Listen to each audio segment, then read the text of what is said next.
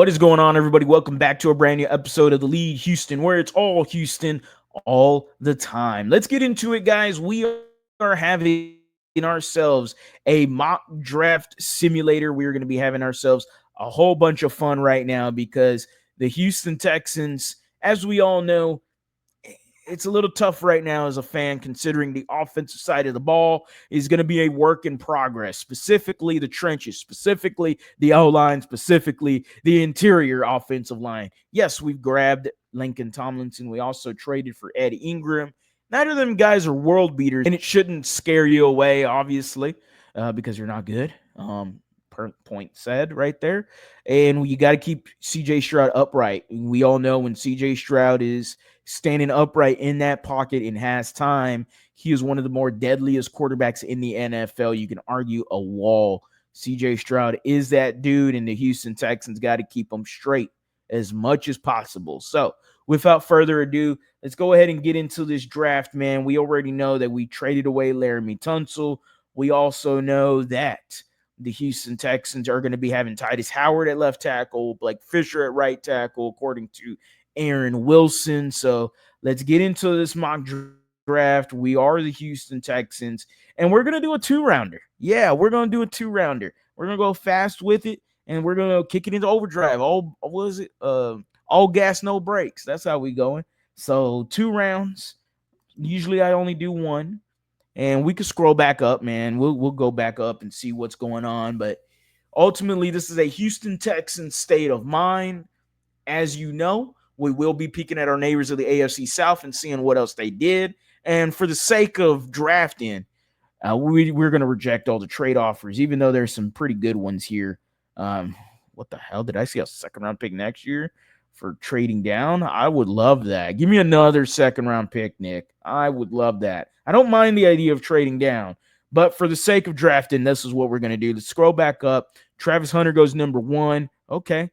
Jags get Armin Membu. Okay, no Mason Graham for them. The Colts trade up 1 spot and get Tyler Warren.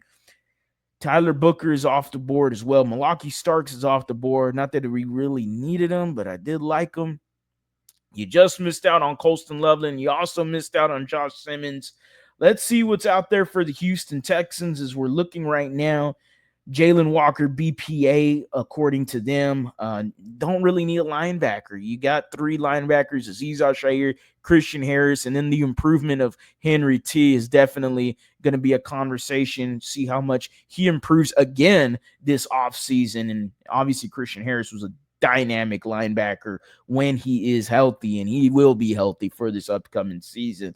Let's take a look, man, at offense. We got Emeka Egbuka there. Gray Zabel is there. Donovan Jackson is there. We'll peek at the guards because we all know that is the position that we need the most help at. And Gray Zabel is available. I drafted Gray Zabel last time in my mock draft. It is tough to pass up on him again here, but it probably will be the pick. We'll peek at center, but there's nothing there. Tackle.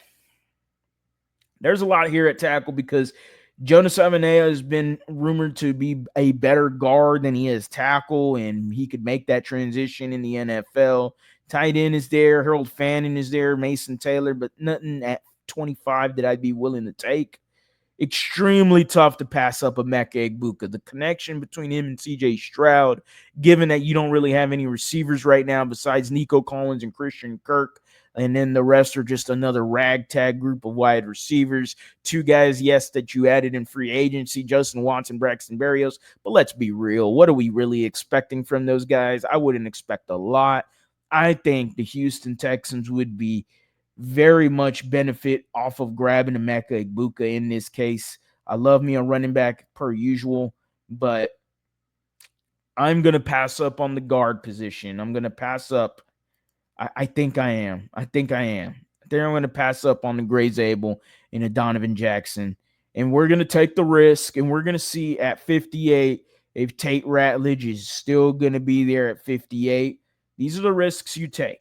We're not going to make no trades, and we're going to take who I think is the best player available there at 58, and we're going to take that risk. We're going to take that risk. We're going to reject this.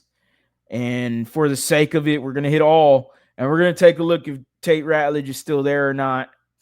Derek Harmon is still there. My goodness, what a fall. We're going to go to offense. How did I know that? That would have been amazing. If he wasn't there, it would be extremely tough to pass up Derek Harmon at 58. I mean, that the talent at 58 alone right there is extremely tough. But at the end of the day, I think the main theme when it comes to the 2025 NFL draft is to help CJ Stroud as much as possible. Tate Ratledge is a bad dude at guard for Georgia. Very, very solid, and you're trying to influx as much talent as possible for CJ Stroud to stay upright. Again, you already heard me, man. If he's staying upright, we are doing our job, and he is definitely cooking folks on the offensive side of the ball. Tight ends, nothing. Wide receivers, I love Jaden Higgins. He would have probably been my pick if I didn't get Emeka Egbuka at 28, but at 25. But it is what it is there. Honestly, I would pick Derek Harmon. But for the sake of the theme today, we're going to go with the mullet man himself, Tate Ratledge from Georgia. And damn it, man, that's a pretty damn good draft right there. Emeka Egbuka at 25, Tate Ratledge at 58. Y'all let me know, man. How are y'all feeling about that draft? Because that right there is a pretty freaking good mock draft. You get yourself a damn good, solid wide receiver that already has the connection to CJ Stroud. They have chemistry already because they both went to Ohio State and they were cooking up folks together there. And then you influx some talent into the guard position. Tate Ratledge could potentially also be a day one starter for this team. Who knows? Even if he isn't, you got some more talent at guard. You need as much as you can, as much as possible. And the Houston Texans, in 2 picks, have, to me, already improved this roster in the best way, shape, or form. So, y'all let me know, man. Go down in the comment section. How are y'all feeling about my picks? Emeka Egbuka, Tate Ratledge. Do you agree? Do you disagree? Who do you think I should have picked at 25 and 58? Y'all let me know down in the comment section. You know I'll reply. As always, guys, go Astros, go Rockets, go Texans. You have a blessed day.